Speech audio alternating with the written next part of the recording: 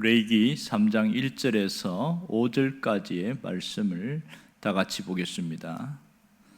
다 같이 읽겠습니다. 사람이 만일 화목제의 제물을 예물로 드리되 서로 드리려면 수컷이나 암컷이나 흠없는 것으로 여호와 앞에 드릴지니 그 예물의 머리에 안수하고 회막문에서 잡을 것이요 아론의 자손 제사장들은 그 피를 제단 사방에 뿌릴 것이며 그는 또 그 화목제의 제물 중에서 여호와께 화제를 드릴지니 곧 내장에 덮인 기름과 내장에 붙은 모든 기름과 두 콩팥과 그 위에 기름 곧 허리 쪽에 있는 것과 간에 덮인 거풀을 콩팥과 함께 떼어낼 것이요 아론의 자손은 그것을 제단 위에 불 위에 있는 나무 위에 번제물 위에서 살을 지니 이는 화제라 여호와께 향기로운 냄새니라. 아멘. 성경 읽는 사람들 중에 레위기는 가장 어렵고 지루하다는 말을 종종 듣게 됩니다. 그러나 이 원뜻을 알고 깊이를 알다 보면 레위기만큼 재미있고 오묘한 내용이 없다, 이런 얘기를 하게 되어집니다. 특별히 레위기가 어려운 것은 우리와 문화가 너무 다른 부분이 많이 나오는데 그 중에 가장 큰 핵심은 5가지 제사에 있습니다.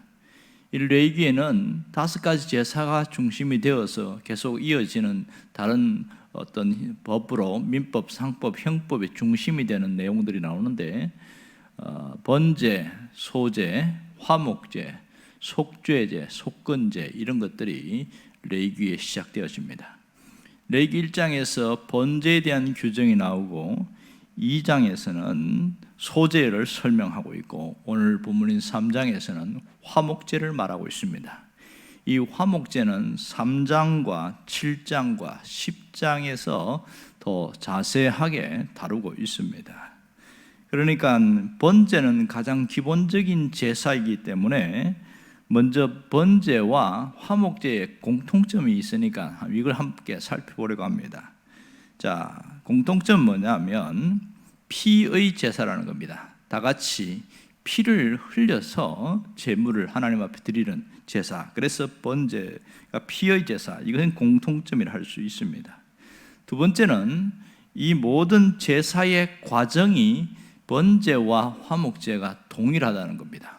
먼저 흠 없는 제물을 찾아내는 것은 똑같습니다. 그리고 그 제물 위에 안수를 합니다. 머리 위에 안수를 해서 그 다음에 제사 드리는 사람이 회막문 앞에서 자신이 그 제물을 죽이는 것을 직접 죽여서 그렇게 해내는 것이 특징이고, 마지막에는 죽인 다음에 제물을 드릴 때 그 피를 받아서 제사장이 번제단에다가 그렇게 피를 뿌리고 하는 그런 일을 하고 있습니다. 자, 번제와 함께 따라오는 것이 뭐냐면 소제인데 곡식을 드리는 제사라 해서 소제라고 이야기하고 있습니다. 그러면 번제와 화목제의 차이점이 뭐냐면 다른 점은 제물의 차이가 있습니다. 이 번제는 반드시 수컷, 소나 양이나 염소의 수컷을 드려야 됩니다. 그래도 화목제는 그 소나 양의 또 염소의 수컷이나 암컷 아무거나 상관없다, 이렇게 얘기를 합니다. 그리고 제물 분배의 차이가 있습니다.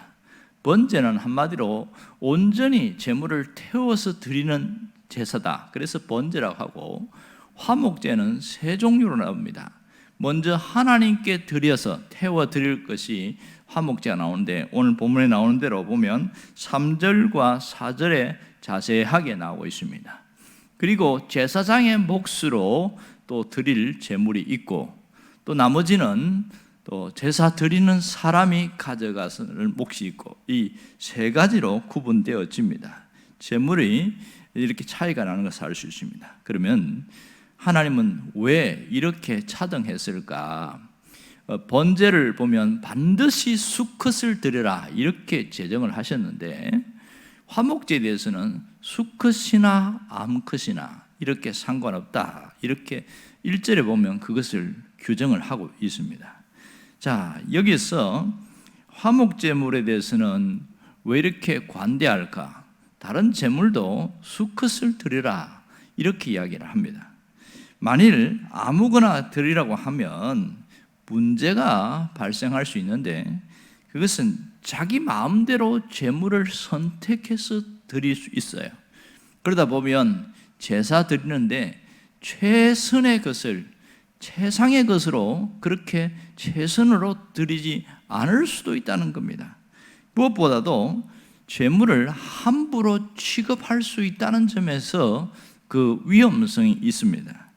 그러니까 구별된 제사를 드려야 되는데 수컷이나 암컷이나 아무거나 드려도 된다, 이렇게 하다 보면 아무래도 그 문제의 중심에 설 수 있지 않을까 생각합니다. 왜 하나님은 화목제에 대해서만 이렇게 수컷이나 암컷, 아무 것이나 상관없다 이렇게 말씀하셨을까? 왜 그럴까요? 그것은 우리를 위한 처음, 그러니까 이스라엘 백성들을 위한 부분이 가장 큽니다. 그러니까 하나님은 원래 흠없는 수컷에 대해서만 규정을 지었는데 우리를 위해서 제물보다 사람을 더 우선했다는 것을 알 수 있습니다. 특별히 화목제물에 대해서는 제물이 중요한 것이 아니라 사람이 더 중요하더라, 이 얘기를 하고 있는 겁니다. 하나님은 누구와도 화목하기를 원하셨고, 또 하나님은 사람들과 사람들 사이에서 관계가 틀어진 그 부분에 대해서 화목 제물을 통하여 모든 것이 하나 되고 화합하고 회복되기를 원하시고 계십니다.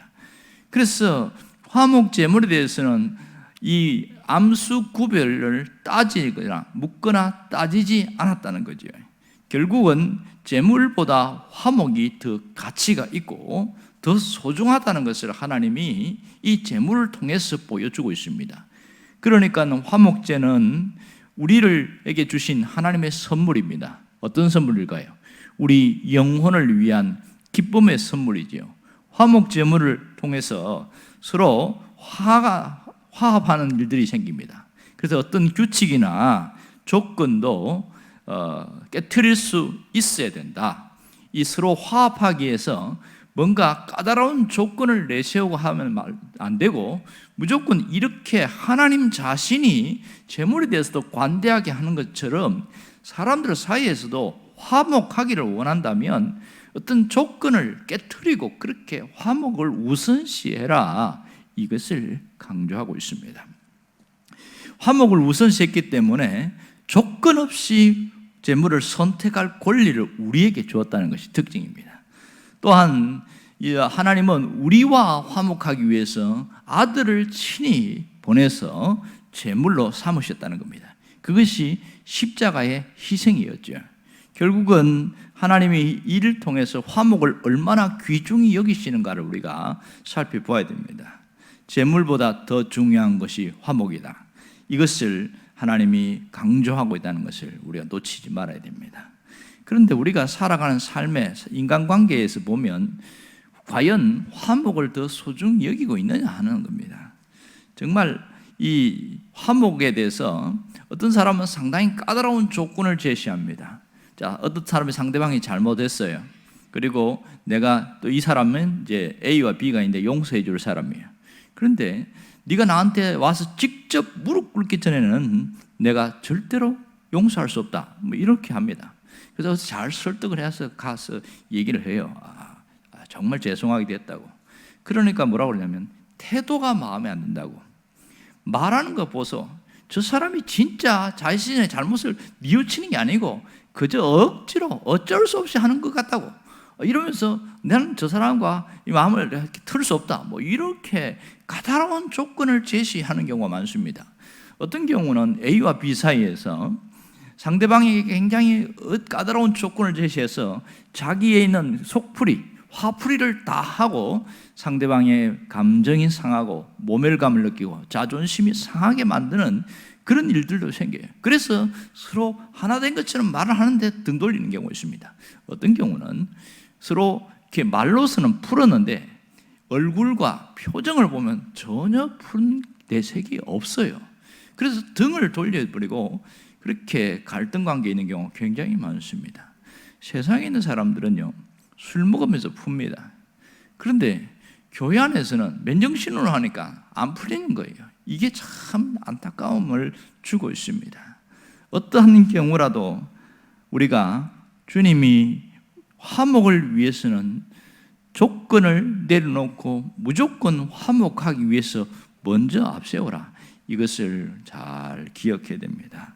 하나님이 아들을 내어주시면서 화목하기 위해서 이렇게 하신 것을 우리가 안다면 어떠한 조건도 내세우지 말고 서로 화목하는 게 우선이다. 이걸 이야기를 합니다. 무엇보다 화목이 최우선인 것을 예수님도 직접 말씀하셨는데요. 마태복음 5장에 보면 22절, 23절과 24절에 이렇게 이야기합니다. 그러므로 예물을 제단에 드리다가 거기서 내 형제에게 원망 들을 만한 일이 있거든. 그 생각나면 예물을 제단 앞에 두고 먼저 가서 형제와 화목하고 그 후에 와서 예물을 드리라. 이렇게 말합니다. 자, 우리가 하나님 앞에 예배 드리는 일, 또 예물 드리는 일, 굉장히 중요한 일입니다. 그런데 예수님 뭐라고 그러냐면, 그러다가 서로 형제하고 뭔가 원망 들을 만한 관계가 틀어진 일이 있으면 제사보다, 예배보다 더 중요한 게 뭐냐? 관계 회복이다. 먼저 가서 그 관계를 다시 회복하고 나서 제사를 드리라. 그러고 나서 예물을 드리라. 이렇게 얘기를 하고 있단 말이에요. 그런 거 보면 하나님의 화목을 얼마나 중요하시냐는 걸 알 수 있습니다. 여러분, 무조건 화목해야 합니다. 화목을 최우선에 두어야 됩니다. 용서할 자가 먼저 조건을 깨트릴 때에 화목하게 되어지는 겁니다. 여러분, 우리가 혹시 이 한 해를 정리하면서 뭔가 사람과 사람 사이에 맺히는 경우가 있어요. 상처를 줄 수도 있고 상처를 받을 수도 있습니다. 그러나 모든 상처를 준 자가 먼저 화목하는 것이냐, 상처받은 자가 먼저 하나님 앞에서 내가 저 사람에 대해서 아주 좋지 못한 생각을 갖고 있고 마음이 틀어진 것을 내어놓고 먼저 하나님 앞에 풀고, 또 사람에게 풀 수 있으면 풀고 할 수 없으면 내가 마음을 완전히 풀어버리는 일이 우선되어야 됩니다. 이것이 우리가 한 해를 정리하면서 해야 될 중요한 일입니다. 불편한 관계는 반드시 청산해야 됩니다. 그것이 하나님이 구약에서부터 또 신약이 이르기까지 지금까지 우리에게 요구하는 사항입니다. 이 한 해를 마무리하기 전에, 이 해 끝가기 전에 반드시 풀고 새롭게 준비할 수 있기를 주의 이름으로 축원합니다. 기도하겠습니다.